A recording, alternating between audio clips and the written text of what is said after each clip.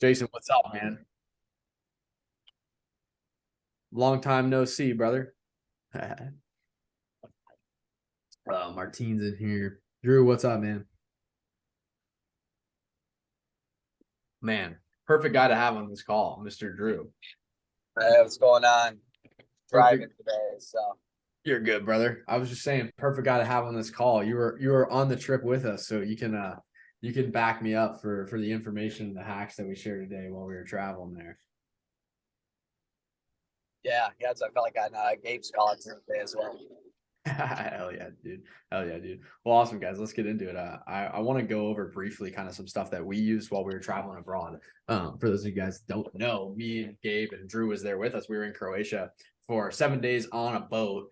So far from ideal circumstances when it comes to actually staying healthy, staying in shape, because you're literally on a boat and it's moving on water. There's really not much to do other than walk around the boat. And we had some resistance bands, some light kettlebells, and we didn't really have much of a choice over the food either. So we found some ways to mitigate that, and that's the main thing I want to share today. And then I kind of want to just open the floor to a Q&A discussion, kind of how it normally goes, right? It ends up usually flowing into some sort of discussion anyways.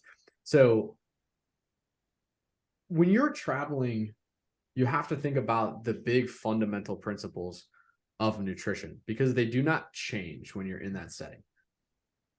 Anybody that's been to any of my calls for an extended period of time knows that the biggest thing that I always hammer is you have to first figure out your goal. So whatever the goal is that you have at that point in time, and then you tailor your nutrition to that goal specifically. You don't necessarily tailor it to what's ideal in a lab setting ever. You always tailor it to what's ideal for you in your lifestyle and your circumstances that you're currently in. So for us, if you think about goals of guys that were on that trip, right? Drew is still in the midst of a weight loss journey. Me and Gabe are at a point where we're kind of like just maintaining. So how we approached it is going to be a little different depending on goals, but the fundamental principles are still going to come into play. We're still going to be operating with high protein. We still want to opt for clean options as much as we can. And that's really as simple as that. We want to avoid drinking calories if we're trying to lose weight. If you're trying to maintain or gain weight, liquid calories are your friend. Now, we definitely had a few adult beverages while we were there with Mr. Drew. That was a good time. But if you look at it in the grand scheme of things, 7 days out of 365 days a year is a whole lot less than 20%. And if we're looking at 80-20, Drew is still well within that 20%. He still has a lot to give. He could go on, I don't even know what the math is, but he could go on a lot more Croatia trips and drink every single day and still be within the 80-20 principle if he wanted to. Right. It wasn't So, every single day, but like 3 days. yeah, I was to say, and we only drank like 3 days too. Like we only drank like 3 of the days as well. It's not like we were having a bender every single day there. So the fundamental principles still apply. And a really good example of this and something that was like a wholesome moment for me and Gabe, we were like, hell yes, this is working, is Drew on like the second day, like not even the second day, points out, he's like, man, it's kind of low protein. Like they ain't really giving us much protein options here.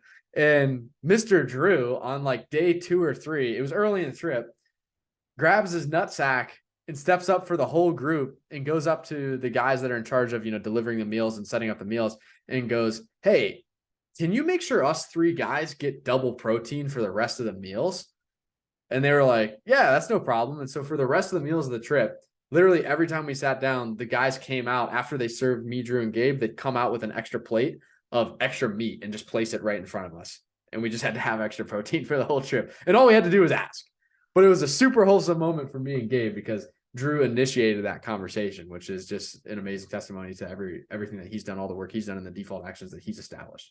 So super wholesome moment. But you think about the principle, that principle for Drew doesn't change when he goes on vacation because it's ingrained. That's a default action that he has. It's established. It's ingrained at a subconscious level. Fundamental nutrition does not change whether you're at home or whether you're on a freaking boat in the middle of the Adriatic Sea. He's still looking for high protein. He's still eating his protein first. And ideally, we're finding clean sources of food.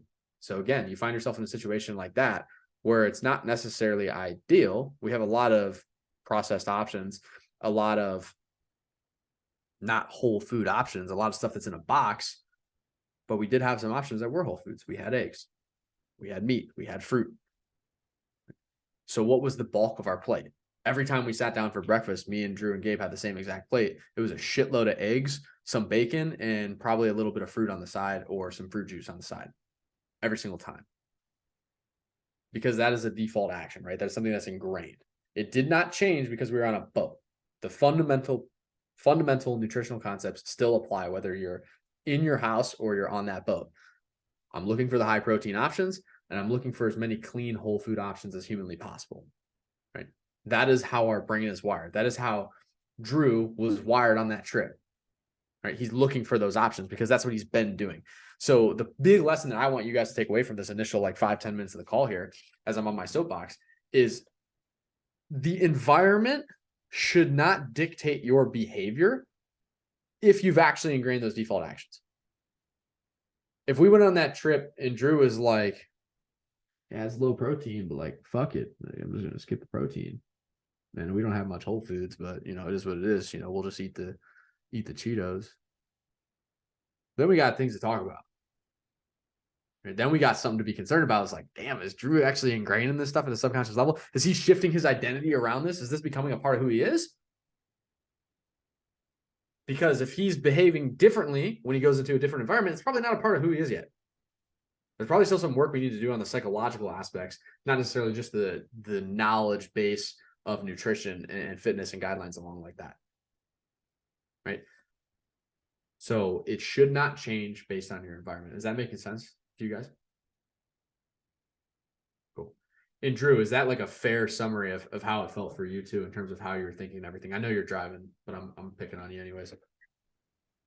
Yeah, no, definitely. I think it was just, you know, kind of every meal, that was kind of the first thing looked for, whether it was on the menu or, like you said, at the lunches where those were pre-planned by them. You know, it was kind of the, you know, first thing you kind of look for is, okay, what's the protein option, and everything else is just kind of like, you know, whatever it is, it is. Yep. Yeah. And it's funny because one of the symptoms I always talk about, the symptom of becoming better at nutrition, is you're going to start to be the guy that looks at other plates or other people's plates and you're like, bro, like, where's the protein, bro? Like, where's the whole foods, bro? You start to become very judgmental of people's plates and their options because now you just have the awareness. And it is important in those moments to obviously have grace. Don't be an ass and call people out. I'm a believer in not giving out unsolicited advice. Most of the time people don't want to hear it, but if they ask for it, I'll give it to them. But when you're in that environment, it's very easy to look over at plates, especially when we're on a vacation like that. Look over at other plates and you're like, yo, you're eating that first and you have that little of that, or you only ate a quarter of that small serving of protein. Interesting. But they just don't know. But you know. So make sure it stays at the forefront of your mind.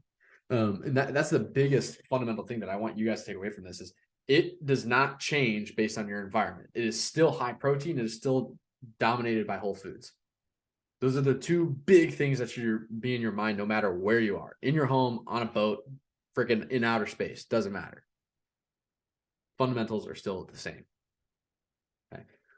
Now, I do have some tinfoil hatness on my mind that I haven't done too much diving into, but I want to do some diving into today. So this is going to be a fun little group research here, because one thing we noticed while we were there, and tell me if any of you guys have heard of this, is this idea that when you go to Europe, if you're from the United States, when you go to Europe and you're eating carbs, specifically bread-based foods, anything like that, is that you experience less bloating. You feel like you have better gut health, and it just feels better overall. Have any of you guys heard that before? Okay. I'm here to tell you that I completely experienced that. I don't know if you did, Drew. I can't remember if we talked about it or not, but I know Gabe said it. I said it. I'm pretty sure, Drew, you said it as well when we were in Paris that night for dinner, eating pasta at like 10:30 at night. Side note, we don't need to talk about that. We're not going to expose our poor sleep habits there. That was terrible. But I firsthand experienced that. And so that is the tinfoil hatness that I wanted to bring out today, is because I actually want to look into this, because when I've looked into it in the past, I have absolutely found that there's some legit research on there being banned substances in other countries that aren't necessarily in the United States. So Jason, I saw you shaking your head as well. Have you been out of the United States and eaten food over the pond at all? Oh, you're muted, brother. Sorry about that, guys. Okay. Leaving Saturday to go to Luxembourg, Germany, France, and Italy. and will be gone 2 weeks. So this is timely for me. I have heard that from a lot of different like credible people who travel frequently, that the breads are definitely less dense, I guess, or just don't feel as heavy. Additionally, I hear often too that like the wine there is just really clean and you're not waking up with like substantial hangovers, because there's less additives, sulfates, and all these, just different things. So I'm experienced to see it for myself too, because I like all those things as well. So yeah, curious. I encourage you to try it, right? I encourage you to try it. And you actually notice, or at least I did when I was there, like I noticed a tangible shift in my actual hunger cues. I think the call right before we left, we were talking about circadian rhythm and hunger cues and things like that. And I actually noticed how my appetite shifted. I'm typically not like a morning hungry person at all, but there, after kind of resetting that circadian rhythm and having literal just different ingredients in my food for over a week at a time, I started to notice how I was hungry at different times of the day. I started to notice how certain things satiated me more than others. Right. And I completely think it's just a result of ingredients and things like that. Now, you guys know I'm big on micro optimizations versus force multipliers. And while I don't think micro ingredients like some of these banned supplements are force multipliers, meaning they don't make a massive impact, when you still get down to the nitty gritty and you're hammering the basics of, like we were talking about earlier, like the high protein and majority whole foods, if you already have that foundation laid, these micro things, these micro optimizations, like the ingredients and the different carbs they have there, that's when you get to the point where that is going to make a difference, because we have the fundamentals laid. If you don't have the fundamental lays, it's probably not going to make a difference for you, right? Like if you went to Europe, I don't know who you're going with, Jason, but if you went to my wife. Okay, cool. Have you been, I'm sure you've probably been filling her in a little bit on the stuff that you're doing here, and she's probably noticed some different changes in her own health as a result of this. Is that Yeah, totally. Yep. Yeah. So she might even be somebody that's probably starting to lay those fundamentals a bit, just kind of following in your shoes. So she might not even be a good example of this, because if you took somebody that had completely no foundation laid at all, hasn't applied any of the concepts that you're applying inside of here, they're probably not going to notice a difference. The people that will notice a difference are people that are inside this community, people that are laying the fundamentals of good health. But somebody that's just not a healthy person, they're probably going to go there and be like, what do you mean, bro? It's all tastes the same to me. I feel the same no matter what, because they don't even know what good health feels like.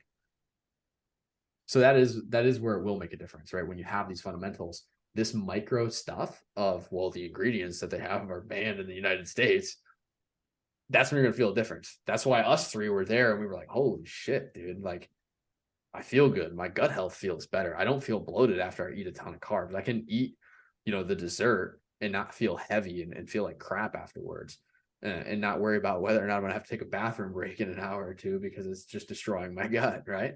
You can actually have that tangible difference, but it comes from having that base. It comes from having the default actions that we talk about here nutritionally, of the high protein, of the dominantly whole foods, right? So let me look here. Banned ingredients in Europe versus US. The first thing that comes up is Skittles, Pop-Tarts, Gatorade, and those yummy Little Debbie's products are banned in the European Union because they contain dyes like yellow 5, yellow 6, and red 40. The EU banned these artificial colors after scientific research indicated they could be harmful to health, especially to young children. Yeah, they have potassium bromate is listed here as well. It's a carcinogen that's banned for human consumption in Europe, China, and India, but not in the United States. Yeah, this stuff is crazy, man. This stuff is crazy when you get into this. Glyphosate is also one that's a very common chemical that they actually spray on different vegetables, fruits and vegetables as well. And wheat, they spray it on there to preserve it for longer periods of time in the food processing. But that's banned in Germany and India. And the UK has it on a 1-year grant right now. They have to re-up their approval every single year. But the US has it. Glyphosate is a very popular one as well. But it's interesting to look into this stuff because I'm curious to hear your guys' take now when we get really tinfoil hat. Why do you think these things aren't banned in the United States? I don't have the answer. There's no wrong answer here because I don't have the answer. I'm just curious to hear what you guys think. I'm assuming related to being able to make things cheaper and being able to make things faster and last longer on a shelf and all that. I'm on the same boat as you. Just I'm the same as you. I was doing an interview yesterday and I was talking about the same idea of like, when in doubt, just follow the trail of breadcrumbs back to the money.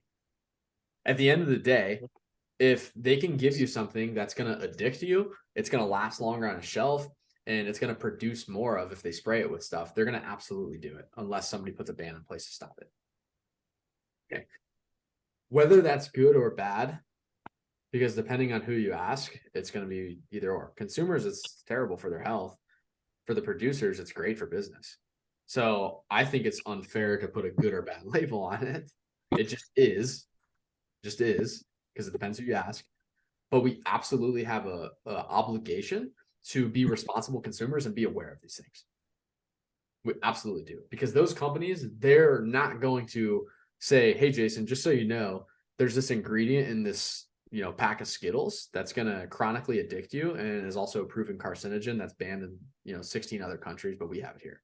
They're going to say that. No shot, right? But that's where having an environment like this, having a call like this, having a community like this of people that are looking into this and making you aware of it is beneficial. And personally, I think all of you guys that are here are guys that in some capacity identify as a leader, because everybody here is of very, very similar values. So you identify as a leader in some capacity, whether that be in a corporate setting, a family setting, relationship setting, whatever it may be. And I do believe that there's an obligation that if you know this information, you should absolutely share it with your loved ones. And they might call you crazy, but at the end of the day, once you bring that awareness to them, they might call you crazy, but eventually they might look into it themselves and develop their own conclusion that helps them. So I do think there's somewhat of an obligation there to spread this awareness. Is that totally unfair of me to conclude? I think it's spot on. yeah. Cool. Yeah. And again, I want you guys all to know, I'm here to brace you. People will call you nuts. My family still thinks I'm crazy, and I coach this shit. like I coach. This is our well-being, right? This is our livelihood, and people still think I'm nuts, right? But that's the nature of the beast, right? That's the nature of the beast. And I want you guys to be aware of the idea that it's okay to kind of be ostracized for having what seems to be outlandish health opinions, because at the end of the day, the average person is obese. 73% of American adults are obese or overweight, right? Well, majority of them are unhealthy. So it makes sense that the majority of them would disagree with you and probably not like your take, because the majority of them are doing something wrong, right? So I want you guys to know that it's okay to be the weird one. And some kind of just mental framework advice that I like to give people too is accept that you are the weird one, right? It's not them. And once you kind of remove that weight from your shoulders of like, man, people don't agree with me, man. Like Joey told me these ingredients are banned, and like, I know this is right. I looked into it too, and I feel different. I have anecdotal experience, blah, blah, blah, blah, blah. You have this long laundry list and you're mad at these people, or at least I used to be. I used to get angry at them. I'd be like, how do they not believe me? And then I realized, oh, I'm the minority here. I'm the one that's going out of the normal and doing my own research and finding anecdotal experience. Got it. It's me. So when you accept that it's a you thing, you give everybody a lot more grace and you have a lot more peace about these, you know, outlandish opinions that you develop about health, because you've done a whole lot more work than other people. So that's what I want to make you guys aware of as well. Let me see what somebody put here in the chat. Did it humble your American pride at all, Joey? No, man. Shameless American pride. It made me stronger. I was telling David Jacob, I walked into the UK and I found out that the cops in the UK don't carry guns. I was like, I could just take this country over if I wanted to, man. They just got some pepper spray and batons. Hit me in the knee, bro. If we get enough of us Americans there, we're good. I was talking crap to all my UK friends, man. This makes sense. I was like, this makes sense as to why we won the war. So no humbling, Martin. Oh, you Americans. That's exactly what they said too. They're like, this is super American of you. I was like, yeah, it totally is, man. I'm gonna stay on the train too. I was wondering about something earlier. Yeah, man. Because talking about the differences between additives in America and in Europe, I mean, obviously, diet soda is a big topic that we keep coming back to, Yeah. and we had the new WHO advice like about last week, and like clearly stuff like aspartame and stevia are not banned here either. So that may be a good sign. But my question basically is, in America, is diet soda different, or is it basically the exact same additives, or is there even more in the US that's in there? I wouldn't be able to tell you about the second part, but I'm happy to give you insights into my thoughts about the things like the diet soda and whatnot, because I saw that about the WHO, like they advise people not to use non-sugar sweeteners. So for those, Yeah, I've already seen Chris's thread, so like that really helped. So my question wasn't really about that in general, but it was more about I'm wondering about the differences. But if you want to talk about it in general, then go right ahead. If I do a quick Google search, I might be able to find out like diet soda US versus Europe. I think it's generally the same. Let me see. Different in Europe. I'm sure there's some ingredient differences just because of the exact things we talked about, right? Like there's actually a list. Like I found a list one time. It was like 64 ingredients that are banned in Europe that aren't banned in the United States. So my presumption is because basically that entire list contains preservatives and things like that. My presumption would be in diet soda that they probably have some of those removed in Europe, right? That would be my presumption. I don't know for sure. See you, Drew. You're good, brother. It's like realistically, right, for a lot of these big international companies, the closer they can have American products aligned with EU products, the easier it would be to just mass produce and ship whatever is needed. So maybe with something like diet soda, where a lot of the additives are legal in Europe anyways, it would be in their best interest to not differentiate the American product unless whatever else they put in the American product is actually making a significant difference. Completely. And again, when I look at that long list, most of them have to do with some sort of preservative style thing or some sort of additive or non-sugar sweetener that is literally just going to cause a more addictive effect. So if you look at aspartame, like I can kind of go into that a bit as well. Like it's funny because I know Gabe is big on the Diet Coke train, but if you ask Gabe, he's had some gut health problems in his life previously. So I like to give him shit for that because he's more the training guy for a reason. Anyways, that's just me and Gabe bantering. Anyways, I am always going to tell you guys that at the end of the day, you absolutely should aim to get away from diet soda. All diet sodas and things with aspartame and non-sugar sweeteners should act as is the opportunity to reduce calories. But at the end of the day, if you had to look at the progression, it's regular Coke, Diet Coke, water, or coffee, or orange juice without added sugar, or any juice without added sugar, or teas, or anything like that. That's just a natural thing that you're going to get from the earth. Like that is going to be ideal time and again. So I won't ever advise like, hey, you should always have diet soda. Like when you get to the level of health that like Gabe is at, like he should not be drinking diet soda. And I tell him that like he shouldn't be. He should be aiming to get to like water and coffee and things like that. Like for me personally, the only things I drink is literally like water, orange juice, and coffee. Like that's it. Right. However, it's a tool when you're trying to lose weight. It's a tool when you're trying to cut because it's zero sugar, 0 calories. So quantity wise, it is helpful.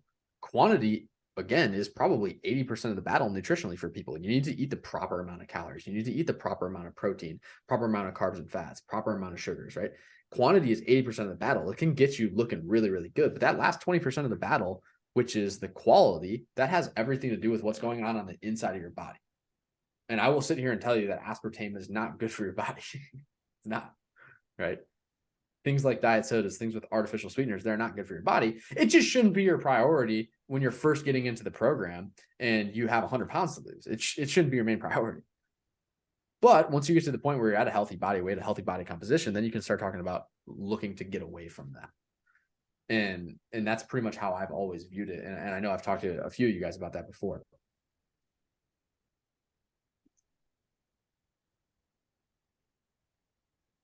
When you speak to the aspartame, I know that that's included in a lot of like the Splenda and the Equal and the Sweet and Low.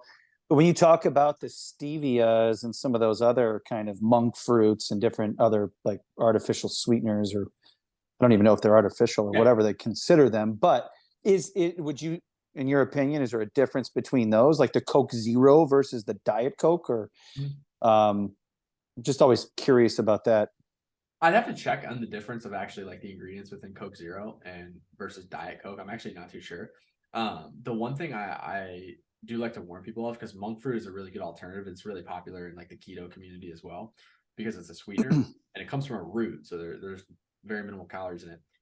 The thing to be careful for is a lot of the monk fruits that you see, like the big brand name monk fruits. If you look at the ingredients, it's not only monk fruit. They'll have like erythritol in it, or they'll have another sweetener coupled with it. So again, like this is me like going into micro optimizer mode of, hey, we're talking about the last 20% of nutrition. Like, Yeah. Most people need to just worry about that 80% of just quantity. So that erythritol and that aspartame, and the reason Gabe talks about it the way he does is because who we serve, our target market, like our ideal customers, our ideal clients, like are people that are in a place where all they need to worry about is the quantity. So that's why he does it. It's marketing. It's not like it's very tactical. It's very intentional, because the majority of our people, that's the advice they need. But once you get past that initial 80% hump of like, hey man, I'm at a healthy body weight, I'm at a healthy body fat, I know exactly my calories, I know exactly my protein, I'm crushing it. I'm good on the carbs and fats. I have a good balance there for what I need. What's the next step in health for me? It's going to be moving towards how do we get rid of processed oils and processed sugars and sweeteners. So for those people that are still fighting that 80% battle, dude, have the monk fruit with a little bit of erythritol in it. Have the Diet Coke with some aspartame in it. I will tell you though, that aspartame and that erythritol is not good for you. But being obese is a lot worse for you than erythritol and aspartame. So fight that battle first. It's an order of operations thing. That's right. Yeah, good point. They're both battles. It's just which one do you fight first? And Sure. time and time again, and this is not even a tinfoil hat thing or any bro science. This is just hard scientific data, is that any excess weight over what you need on your body is going to increase your chance of morbidity, all cause morbidity. You are literally just more likely to die sooner if you have excess weight on your body. That's just across the board from any disease, cardiovascular disease, cancer, diabetes, anything. There is no amount of excess weight that is good for you. None. So I'm always going to tell people to fight that battle first, fight the weight battle first, fight the fat battle first, and then we can fight the how do we optimize our GI tract? How do we optimize our gut health and our immune system by eventually eliminating those sweeteners, eliminating the erythritol, making sure the monk fruit that we buy that is 0 calorie. Maybe the first time around, I buy the monk fruit with the erythritol, and then I try to find a substitute that's just plain monk fruit, and I get rid of the artificial sweeteners. Right. So it's just an order of operations thing. Sure.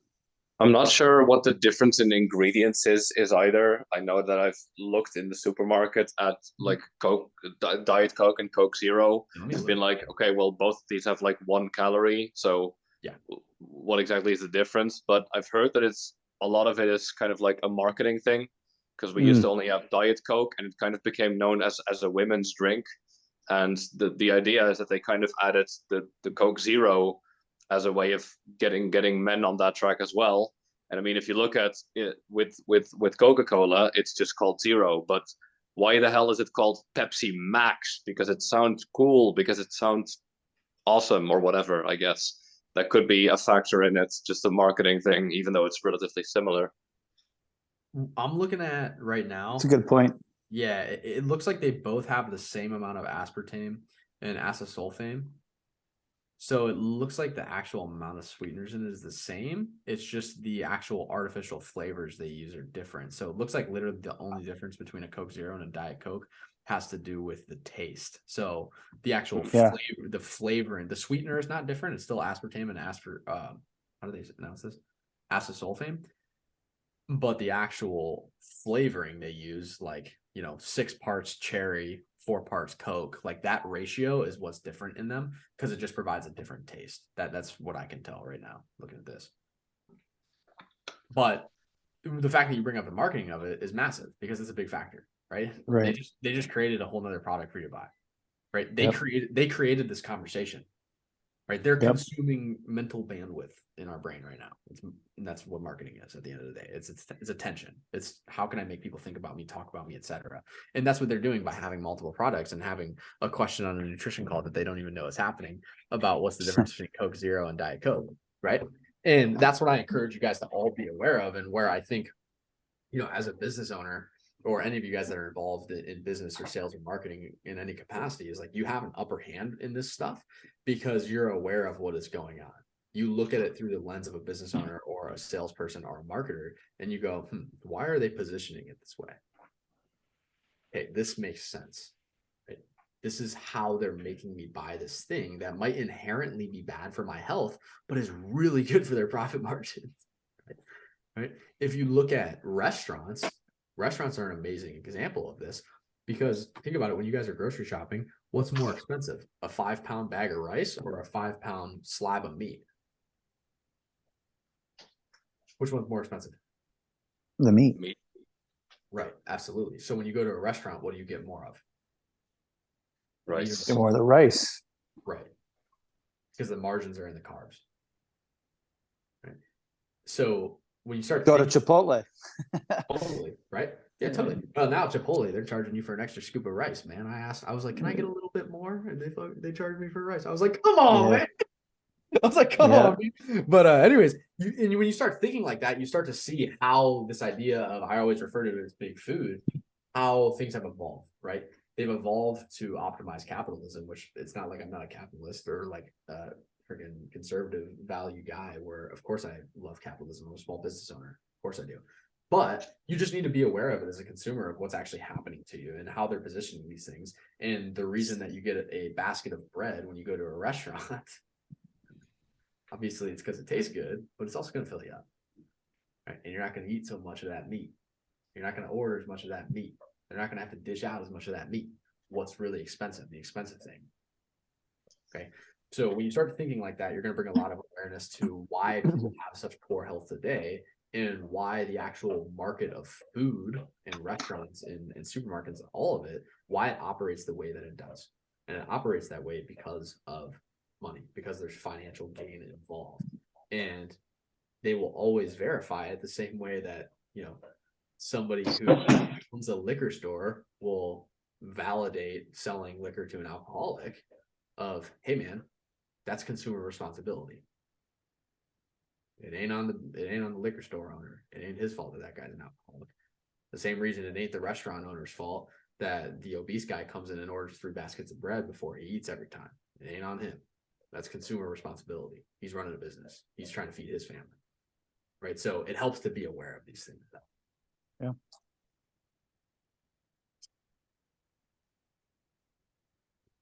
Is that a good mindset shift? Is it helpful for you guys to kind of look through that lens of like, why is food positioned the way it is? Why is the big food? Why is the market of food? Is it helpful for you guys to look at it through that lens? And does it make a lot of things more clear for you as to why it's literally just taught wrong?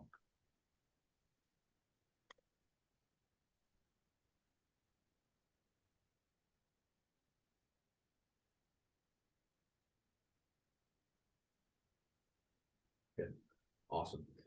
What questions do you guys have, or what feedback do you guys have in regards to these topics and just how things change? Really the fun one today is just how things change over the pond compared to here. What questions do you guys have, and what's been helpful here so far for you? It's a good chat. I think it's interesting too when you look at like the food pyramid, right? Like, and you talk about like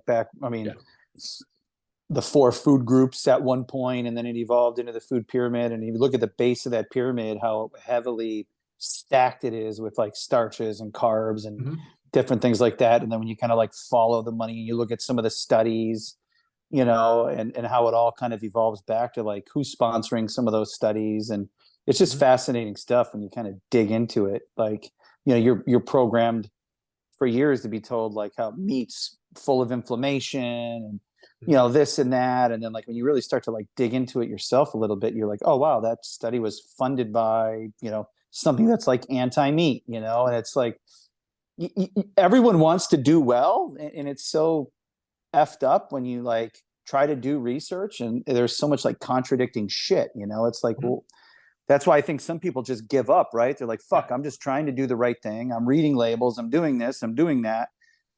I read this and it says to do this, but then there's something to contradict that. Like, what the hell? Like, fuck it. I'm just going to do what I want, you know? And because it does, it gets overwhelming. It's absolutely overwhelming, right? It feels like you're drinking through a fire hose. And what I tell everybody when they come into this program, or at least I used to when I was doing all the kickoff calls, is it's going to feel that way. And at the end of the day, whether you realize this or not, you're not paying us for information. You're paying us for organization and implementation, because everything that you find inside this program, you can absolutely find on Google. It would just literally probably take you 10 years of Google searching to organize it in the fashion that we've organized it for. So what you're here paying for here is the implementation, the organization, and the speed of it.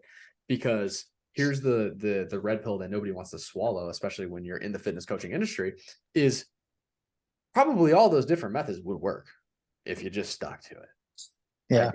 Like you could probably do keto coach's thing if you were able to stick to it. You could probably be freaking vegan if you wanted, if you could stick to it.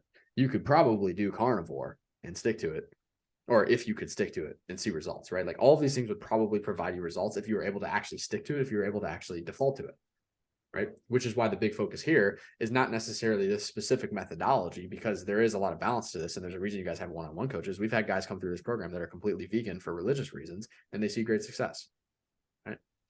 But the big hammer home theme is just stick to it, stick to it, stick to it. Default actions, default actions, default actions. Can I do this for the rest of my life? And if the answer is no, then you probably need to look at other strategies, right? That is the big overarching theme. And when you look at something like the food pyramid, and Jason, exactly what you're talking about, it's frightening because the real food pyramid is probably literally the exact flip of what it is now. If you look at it, I might be wrong. No, I got it here. It's got meat and poultry and dairy as the second to top rung. So like the second least thing you should eat. When in reality, that should probably be your priority. And for those of you guys that were here for Cooking with Chris's call, like he broke down for everybody how meat, fish, eggs, and dairy have a more dense micronutrient profile than leafy greens, right? And a big push for a lot of this vegetarian stuff and this vegan stuff is their push is like, oh, micronutrients. You're not going to get those micronutrients from meat. Yeah, you are. You're actually going to get more. But they don't tell you that. Everybody thinks, oh, it's just protein. Dude, it's not just protein. You know how many vitamins and minerals there are in beef, salmon, eggs, lamb, chicken, oysters, any kind of seafood? Like, there's so many micronutrients. There's actually more micronutrients than there are in your spinach and your tomatoes and your onions and your vegetables. But a big reason for this push is exactly what you're saying, Jason, is the ability to mass produce this, the ability to mass market this, the ability to reproduce this food in something that stacks straight up into the sky and takes up less land mass. Yeah. Can't really stack cows on top of each other straight up in a skyscraper, but you could do that with gardens, couldn't you? Think about how much money a company could make if they were able to just build gardens right on top of each other, like skyscrapers, and they just go straight up into the sky. There's no limit. They can go straight up, but they got a limit on the land mass on the ground. There's a lot of money that can be made with a mostly vegetarian, a mostly vegan population. There's a shitload of money that can be made because you can literally just produce more of it faster. And so when you start thinking like that, you're like, oh, I got it now. And when you look into the studies, you go, oh, it makes sense that this company that actually has equity in a vegetarian, planting firm funded a study that's anti-meat. Weird how that works, right? But these are things that you don't uncover unless you look into it. And it's unreasonable for me to sit here and tell you guys you got to always be looking into it. That's why you guys are in this community. It's our job to look at these things and inform you of them. But I encourage you to take intentional time to look into them when you do have the time to do so, which I know everybody's busy. But if you're ever bored and you need some entertainment, it's very, very entertaining, and it's also informative and will improve the quality of your life. It'll make you question a lot of things. It'll make you a fellow tinfoil hatter, but it'll benefit your health.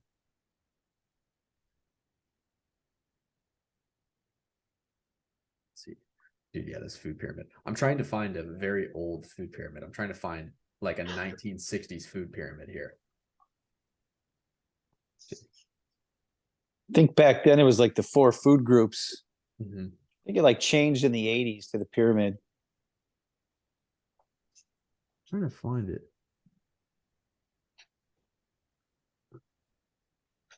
Yeah, it's so interesting. Yeah. Yeah, I can't find it. I'll have to find it after the call. But it's just very interesting to see how it evolves over time. It's always Totally. going to be a head scratcher to be like, how has this evolved over time? And you also have to look alongside of what's changing with it in terms of profitability and companies that scale and things like that. And again, you can even get into the weeds of this with things like pharmaceuticals. There's a lot of diseases that are prolific today that did not exist a few decades ago. Promise you, the human species has not evolved that fast in a few decades. Right? We did not evolve that fast. What evolved really fast was food production, right? And marketability and profitability of things like pharmaceuticals and big food. And there's a whole another breadcrumb trail you can follow of big food and how a lot of these food corporations have products and chemicals and ingredients in them that literally are proven to lead to certain diseases that are then solvable by a medication. Mm-hmm. So that's another one that's scary, right? But this is not me being a doomer. This is me bringing awareness, because what I don't want you guys to do is think, oh my God, there's no hope, because there absolutely is hope. The hope lies in the fact that you guys are here right now and you have the awareness to see that that's going on, and you have the ability every single day to wake up and say, I'm going to choose to go and eat foods that have been on this earth for thousands of years. And if you do that 80% of the time, you're not going to have to worry about falling victim to this cycle of profitability and this big basically like farm of feeding each other clients, feeding each other customers between big food and big pharmaceuticals. You don't have to fall into that cycle. You can make the choice, just being on this call or listening to this recording, to not be a part of that. I found an older pyramid, it's not really a pyramid, but an older US food guide that I could probably share if you want, Joey. Yeah, absolutely, bro. Let me share my screen.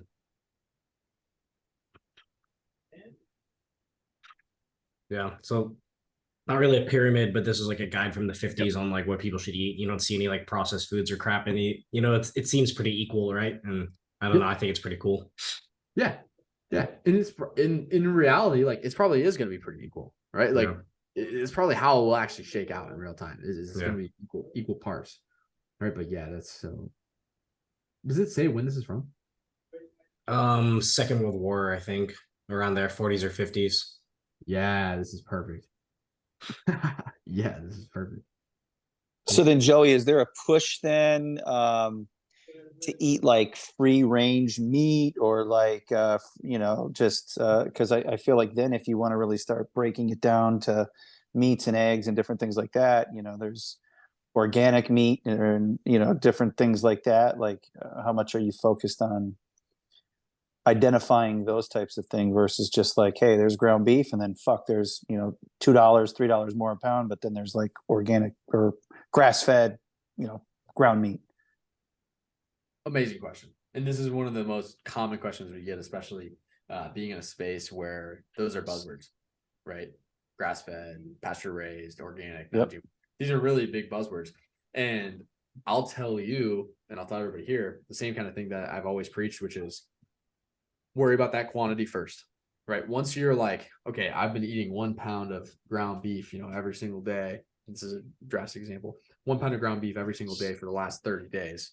And you can prove to yourself that you can consistently do the quantity part. Then you can go, okay, how can I make this better? Well, I could get organic ground beef. And then you do your organic ground beef. And you go, well, how can I make this better? Well, I could do grass-fed organic ground beef. Oh. And then after you do that for a while, you go, how can I make that even better? I can find a farmer locally and get meat that's butchered by him straight from the farm. Yeah. So you can increase over time how optimized you want to make it.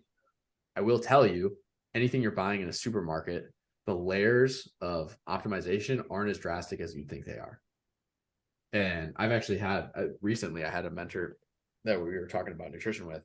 And he actually kind of told me that because it's getting so bad now with like organic versus non-GMO versus grass-fed, the definitions and what's actually allowed to be placed on a package, they're getting so skewed that the difference between some regular ground beef that's Publix brand versus this hyper branded grass-fed ground beef that they're charging double the price for, the Mhm. actual difference in quality is actually not as big as it used to be because the guidelines are getting less and less strict. And he's actually advising clients right now to just literally just buy the regular one because there's such a micro difference that he's like, if you really want to optimize, you need to find a local farmer or a local butcher and go directly to a source like that. But if you're just buying at the supermarket, like the majority of us are, just Yeah.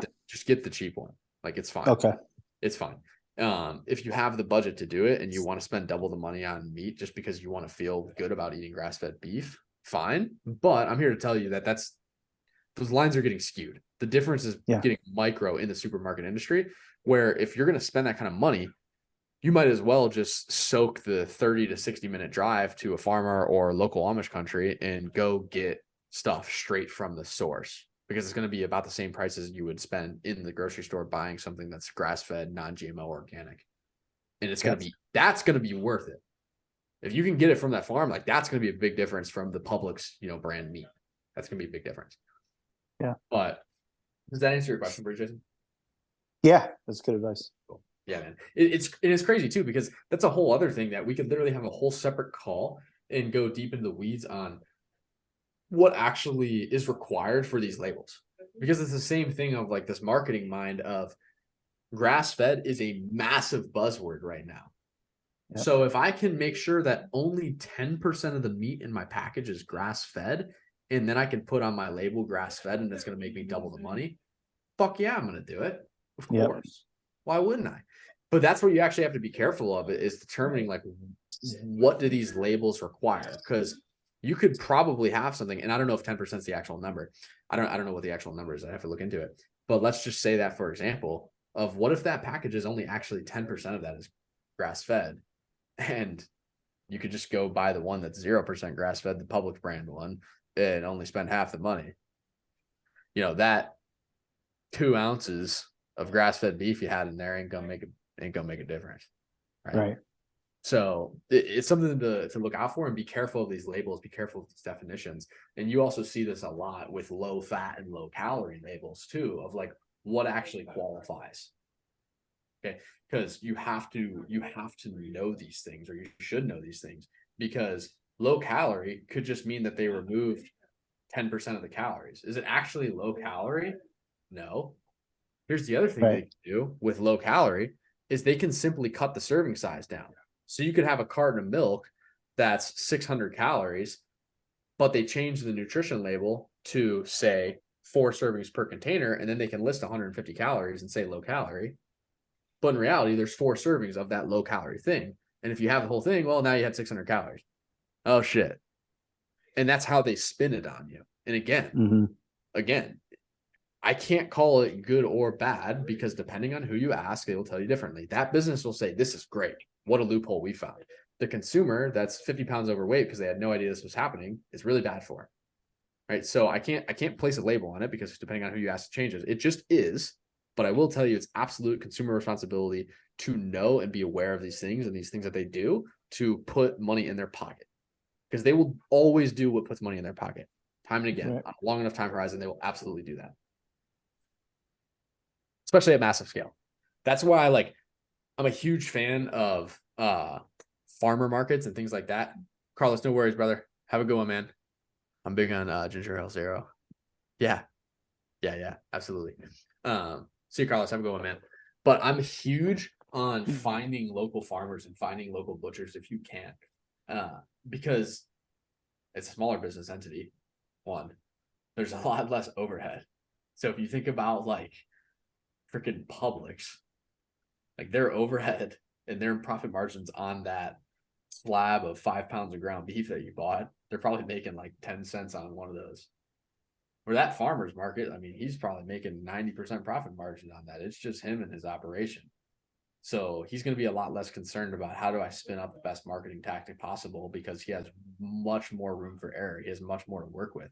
So that's another added bonus of going to sources that are literally like straight from the earth is like I like to call it, is like straight from the earth, is because it's a lot smaller operation. It's a small business. It's probably just him and his wife and a few of his brothers or something like that. It's always what it's been in my experience.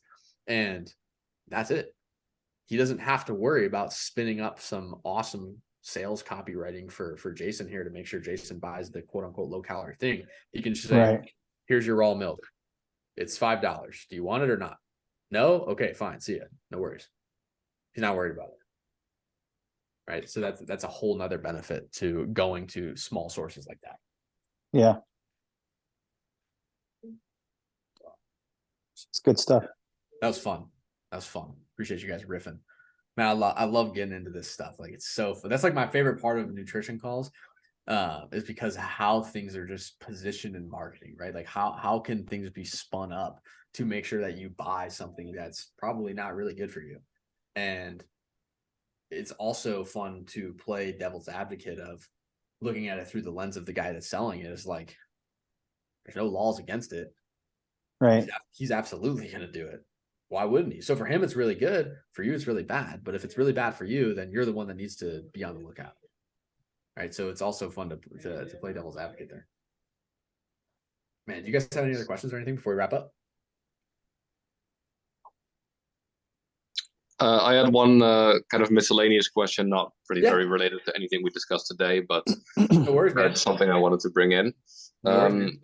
Because I saw an article like last week, and it was like an article about Himalayan salt not being all that, and like the first part of it just went into like people that buy a rock of Himalayan salt and put it into the room and expect it to like put good vibes into the room and improve their health or something, which I was like, yeah, duh, I'm not doing that.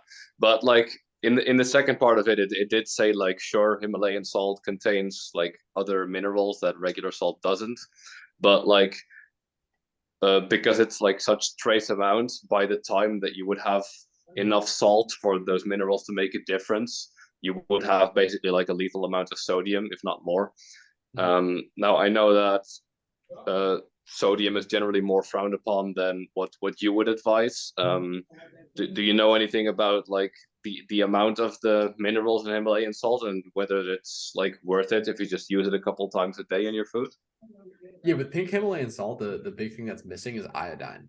So iodine is responsible for your thyroid health, like your thyroid hormones, which any of you guys that have ever really been in a deep hole with weight loss, like I had a client when I was working in person, like she was a really bad spot, like morbidly obese. Like I'm talking like fearful of her literally just like having a heart attack any day. She was that obese, like 200 pounds to lose. Okay. She had horrible thyroid health, which was a massive contributor to her weight because her thyroid health was terrible because her hormones were all out of whack. She couldn't process food. Her metabolism was fucked. Her sleep was fucked. Her hunger cues were out of whack, all because of her thyroid health being poor. And that's what iodine is responsible for. It's going to play a massive role in that thyroid health. So the thing that pink Himalayan salt, which is like a very like niche buzzword fun thing for sodium and salt, is pink Himalayan salt that you have to be careful of, is just not having iodine in it. And the way to mitigate that, if you want to use pink Himalayan salt, is just make sure you have some sort of seafood in your diet at least once a week. Right. Like the way I mitigate it is I make sure I have a seafood meal at least once a week. The actual recommendations on seafood is like 3 to 4 ounces a week, I believe, which with the amount of protein that everybody here is eating, one seafood meal a week should easily get you like double that. It should easily get you 6 to 8 ounces a week. Like for me, it gets close to a pound a week of seafood easily. And that's how you mitigate it, because most seafoods are going to have a ton of iodine in them and you're going to cover your bases on that. The salt that I actually recommend to people is it's called Redmond's Real Salt. So you can find that on Amazon. It is an expensive salt, like straight up it is. But it has all of those nutrients and those minerals that you're talking about, Martin. Yeah, I looked that up when you mentioned it on the last call, but I don't think it was at least not very easily available here. I could probably order it if I wanted to, but yeah, and again, it's one of those ones like it's an expensive ass salt. Like you're spending like I think you're spending like $40 for like 2 pounds or something. Like it's not cheap. But if you're in a position where you're focusing on that last 20% of your health, like the micro optimizations, like I am, like to me that's worth it. because I can feel the difference of those micro-iodinizations. For somebody that still has to lose 50 pounds, they're going to feel the difference in pink Himalayan salt versus Redmond's real salt. Like they're not going to feel the difference. I can feel the difference. They won't be able to. So it depends where you're at in your journey. So if I didn't want to get that salt, could I also just switch between Himalayan salt and regular salt or sea salt to get some of that iodine as well? Yeah, you could just get you could straight up just have like iodized table salt, just like regular table salt, and you alternate between them where you have both. Like one meal you have the pink, one meal you have just regular table salt. Yeah, you're gonna be fine. Cool. Totally. That's a good question, dude. Awesome. All right, you guys. I appreciate you, gentlemen. As always, if you have any questions, feel free to just put them in the chat afterwards. And once Jacob uploads that amazing recording like he always does, and that amazing recap like he always does, he's the best. Yeah, man. Appreciate you guys all being here. And as always, if you need anything, let me know. Thanks a lot. Awesome. Thanks, guys. See you, man.